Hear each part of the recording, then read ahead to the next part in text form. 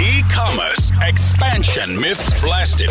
Successful cross-border expansion help. Listen to the show to hear how one UK company is helping e-commerce sellers successfully expand into Europe and double their profits. Hosted by Andy Hooper of Global E-commerce Experts. Hi, this is Andy. I just wanted to jump on before the podcast actually started. Just let you know that the sound quality on this isn't amazing. There's a lot of background noise coming on one of the sides. It's inevitable when we're talking to people around the world and they're finding the best location available. So I apologise about that, but it's an amazing podcast. It's a great listen, and I hope you enjoy it. So we're back for another amazing podcast with another one of our amazing sellers that's expanded into Europe. Obviously, the aim here at Global E-commerce Experts is to expand sellers successfully.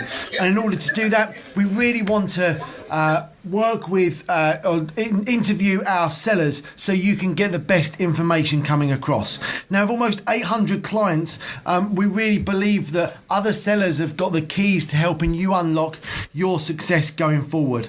Now, the aim for this podcast, it should be around about 15 minutes. And in that time, I'm going to introduce our next guest. And what I'd like to do is to ask him some questions about how he's expanded, what he's done, and the success and the pitfalls along that road. So without further ado, what I'd like to really do is to introduce Dustin. Dustin, welcome along to the show. Hi, nice to be here. Thank you very much. So Dustin, why don't you tell us the organisation that you're from and you run? Yeah, so our company is called uHoo, and what we do is we've developed an indoor air sensor that measures 9 air quality parameters to help you understand the air that you breathe. We provide you the data, the insights, the analysis, and the recommendations so that you can create a healthier home or workplace. Perfect. That's brilliant. Now, where are you from, Dustin? Whereabouts in the world? Our company is based in Hong Kong.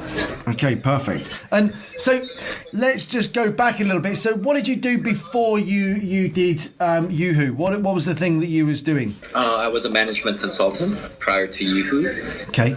And so how did you get into this step? How did you get into the finding a product, manufacturing it, and bringing it to market?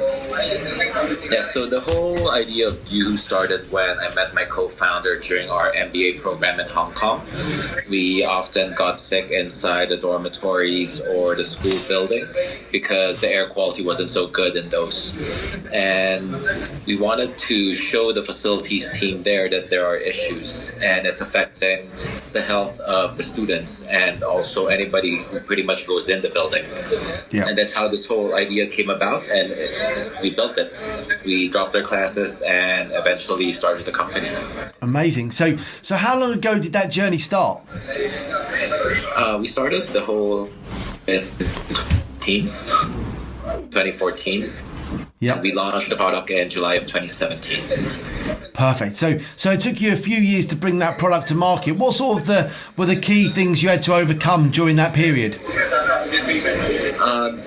We can look at it in different aspects. The first one would be product development. Yeah. It's hardware, so we have a lot of skills that we need to have in the company. These include electrical engineering, firmware engineering, manufacturing design, industrial engineering, plus all the software skills that we need to build the cloud infrastructure, build the mobile apps. So it's a whole set of skills that we needed to bring together to be able to build this entire product. That's the first thing. The second thing would be being able to find the parts for the hardware, the selection process, building the entire supply chain, making sure that the parts arrive at the factory on time so we don't incur a lot of inventory costs, and making sure that the manufacturing process is also efficient. So, I mean, and after that, we also need to understand fulfillment, because once it's produced, you need to be able to have a warehouse, manage all the logistics in terms of sending the products to the customer. Yeah, quite right. So with that, specific product, I guess that you had an advantage to some that you're based in Hong Kong. So was sourcing some of the products and finding some of those solutions perhaps easier for someone who was based in another part of the world? Was that relatively straightforward for you, or what was your experiences with that? I don't think staying in Hong Kong gave an advantage because everything is available online anyway. Agreed. So when we did our search, everything was done online. Hong Kong helped in terms of proximity to the factories. Yep. So the cost of actually going to the factory is a lot less because we can just take a train instead of taking a flight, a plane ride. Yeah. That's really interesting. Actually, you say that because a lot of the clients that I speak to, they're like, oh well, we really want to get the best product. We really feel like we've got to go to China to really source some of those products. But actually, what you're saying is that it's not actually an advantage. You just looked online, found the relevant, and then went to the factory from there. So did you visit lots of factories, or was it a case of you found 3 that you really liked and that was it? We visited quite a number because we also needed to do our due diligence on these factories. Because they will make or break you. If they don't work together with you, you're going to die as a startup. Yeah, agreed. So you want a factory who can collaborate with you. Yeah. Okay, perfect. Now, let's talk about where you moved market wise first. Where was the first place you started sending the goods and selling? We started off on IndieGoGo, so we started with crowdfunding. Yep. It was a successful campaign, and majority of our customers were based in the US and northern Western Europe. So when we finished the campaign, then we finished the product. We started shipping most of our products over to the US, to Germany, the Netherlands, France, the Scandinavian countries. So it's mostly these countries. So when was your IndieGoGo campaign? Was that 2017? 2016. 2016. Okay. All right. So you used the IndieGoGo campaign, which is a really great way of launching a product now, isn't it? I mean, it's a massive opportunity. So then you then obviously launched that, and then so where do you sell the products currently? We sell. People can just buy it on the website, so we ship everywhere. We don't have any restrictions on the shipment. We do have local distributors in different countries, so they also cater to their own local markets. Okay. So you sell mainly on your own website. Do you sell on any other platforms at all? Yeah, we also sell on Amazon. And you selling on Amazon in the States, in the UK, in the EU? Where's the typical places you're selling at the moment, or on all of them? Just on the States. Just on the States. But we do have the export feature available, so some people from other countries may buy it from Amazon US. Okay. All right. So, I mean, specifically on the expansion, I presume the original campaign in 2016 on IndieGoGo really helped with launching the product and giving you an understanding where the market was. So it was mainly to understand the market. That was the whole purpose of launching that campaign. Okay, so you got an understanding of the market. So now where when you're selling into the EU, how much sort of products have you got coming into the EU at the moment, or not? As a percentage wise. Majority of our customers are still in the United States when we look at the consumer market. And the EU is mostly the enterprise market. Okay. And when you were sort of coming over to the EU, what were the key things that were, you sort of had to overcome on that journey? The difficulty we had with entering the EU would be the regulation. Getting the VAT number, making sure that paperwork is done properly. So what we decided eventually was we'd rather work with distributors in the EU than us going in ourselves in every country. So it's easier that way because they would have their own companies. They would just need to import the product. Okay. So you're working with the distributors, you're importing it, and then they're obviously then selling the product for you. Yeah, they're importing it as well. Yeah. Which clears your hands of some of that due diligence, doesn't it? And what sort of things did you have to overcome with the product itself for the EU market? Was there any specific things that, hurdles, certain marks or legislation to make sure the product was a legal product here in the EU? We didn't really face any obstacles there because we already knew what kind of certifications we needed to get prior to even entering the market. Okay. So we made sure we had everything in place before we entered. Fine. And what were some of those key things that you had to have in place? It's mainly the CE mark. That's the most important thing. Yep. And depending on the design of your product, you may need to get other certifications. You also need to make sure that you comply with the GDPR. Yeah, so we already have this. Perfect. So you set it up right from the beginning with that in mind. So your planning stage was our vision isn't just going into one country, our vision is worldwide. So let's just set it up right from the beginning. Yep, that's right. Yeah, perfect. Okay, well, that's brilliant. Now, as you're going through the journey now, what are the sort of thoughts on the EU as a whole? What's the sort of picture from, say, Hong Kong or from outside of the world about the whole EU marketplace? I think there's a big market in the EU. I go to Europe quite often because we do have customers there. So we see EU as a major market that we want to tackle. Yeah. Okay.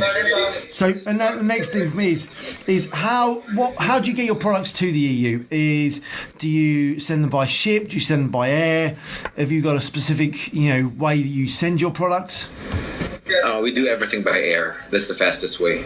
Okay, fine. That's interesting because some clients go for the slower and cheaper option as opposed to the air option. So what's your thought process in that? Now, for us, it's the speed that's important. Yep. So we'd rather pay a bit more just to get the products to the customer much faster. Fair enough. Okay, perfect. Yeah. Now, what? Obviously, Dustin, the product's relatively new to the market. If we talk about 2016, and what's the future plans and growth for the product? We're developing new capabilities, new features daily on the mobile app. So a lot of it would be on the software side, and in the future we also plan to develop new hardware. Yeah. Okay. So with the product itself then? What's the USP of the product? I mean, obviously you've mentioned an app and everything else, but what's the sort of here's why ours works better than the others? We measure the most number of parameters in one device. So if you look at other air quality monitors, they may be cheaper, but they measure less. They would measure maybe 2 to 5 parameters, whereas for us, we measure 9. So we give you a holistic view of the air that you breathe. Yeah. Now, if you've got that measuring those 9 different criteria, so as an end user, what can I then do to understand what I need to do better? How does it teach me that? So in achieving clean air, the first step is always knowing. So we are the very first step in terms of achieving a healthier environment. Because by measuring properly and knowing what you're breathing in, you would know what to do. Yeah. And we do provide in the app certain recommendations that you can take to improve your air. And we can also integrate with different devices such as purifiers, dehumidifiers, your thermostats. So when we integrate with these, we can pretty much automate clean air in your home or workplace. Yeah, that's amazing, isn't it? That's amazing. In so many countries, the offices and the homes, it's such a crucial environment, especially an office environment. I'm in the office now. I've been in the office for a few hours, and I'm sort of looking around and I'm thinking, I wonder if that would help us, just focus more and breathe easier, and will that help increase, work rate and I suppose the pleasure of being in that environment by having cleaner air. Is that the sort of things you see come from people, or? Yes, we see that quite often. It's just that people do not know how to articulate it. Yeah. They can feel it, but they never think about the air as the cause because they don't see it.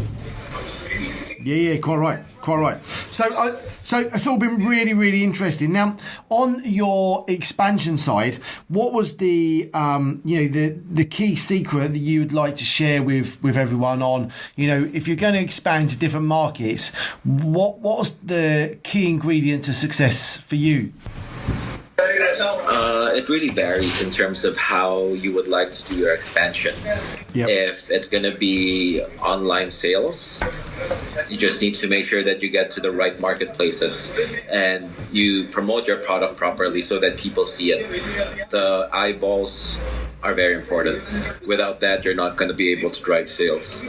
And if you want to expand into Europe, for me, the way we do it is we'd rather work with distributors because we don't want to go through the headache of having one entity in every country. Yep. So we'd rather work with a distributor that has access to multiple countries and already has that chain of resellers that work with them. Yep. So these would be the two things mainly. Yeah, perfect. Now, is there any specific resources or support you wish you'd had when you were looking to expand, or did you seek out that support and resource when you were looking into the different areas of expansion? What was available or what wasn't available that you wish was available? The main challenge we had was not knowing who the distributors are in Europe and getting to the right contact person in those companies. Yeah. Because when you start to cold email them, it usually doesn't go anywhere. Yeah. So in terms of help, it's being connected with the right people. Yeah. So that's a very important aspect if you want speed. Yeah. And how did you overcome that then? Was it a social media approach? Was it trying to find the right contact? How did you go about that? Trade fair. Okay, perfect. And was that a trade fair in Hong Kong, in the EU, in the States? No, we're just about to attend trade fair starting next year. Yep. And this year, we only launched the product last year. Yep. So this year it's really building up our online presence. Yep. And next year is pushing more for the distributors. Perfect. So, last couple of questions that are more on a more personal level. So what do you currently do to, get your head in gear for the day? What sort of things have you got like a routine you've got for a morning, or are you just like, I just freewheel it and see what happens? Yeah, it's free. I don't have any specific routine. Yeah, nice. But I always wake up early, so that's important. Yeah. And at the end of the day, I make sure I go to the gym. Okay. So at least that keeps me healthy. Yeah, quite right. And what do you do to educate yourself, to learn more? Is there anything specific you're currently doing at the moment? LinkedIn feed. Yep. It's there. That's how I get what's going on in the world and learn perspectives from different people. Yeah, perfect. I think LinkedIn is such a underused tool. It's an amazing piece of kit, and virtually everything you need is on there. I think that's a great piece of advice. Dustin, I really want to say thank you very much for giving up your valuable time to help other people get insight on what you've done and how you've done it. It's been amazing to have you on. I would just like to, perhaps you'd just like to give the audience a bit of a plug on your product, where they can find you, social media, how they get in contact, where the website is and stuff like that. Yeah, so our website is uHooAir.com. That's UHOOAIR.com. And from there you can see the links to our LinkedIn page, to our Instagram, Facebook, and Twitter pages as well. Perfect. Wonderful. So thank you very much to Dustin. We're going to have another podcast on very, very soon. If you need anything specific around your expansion, then please get in touch. We have got our free EU expansion training at expandtotheeu.com, which you should go check out. And whatever device you're listening on to, it would be amazing if you could go and rate and subscribe this podcast so that we can get the message to more people looking to expand. So thank you very much. Until the next time, this was Andy Hooper, Global E-Commerce Experts.